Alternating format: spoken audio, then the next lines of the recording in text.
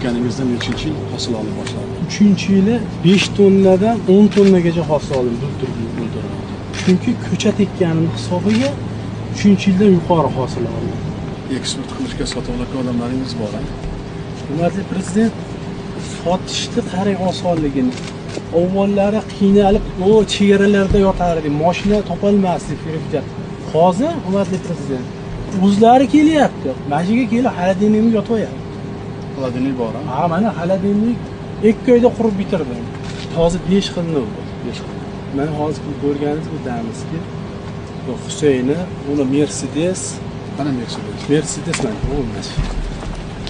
Adin qilib, yonma-yon qilib ekkanimdan maqsad kartinkaga bir boshdan qo'yyapti. Assortiment bo'ladi. Bozor shuni talab qilyapti. Rahmat. Havoga qarab 25-avgustdan 1-sentyabr shuni oralig'ida 15-sentyabrgacha xolodilnikni olib kirib taklif qo'yadi.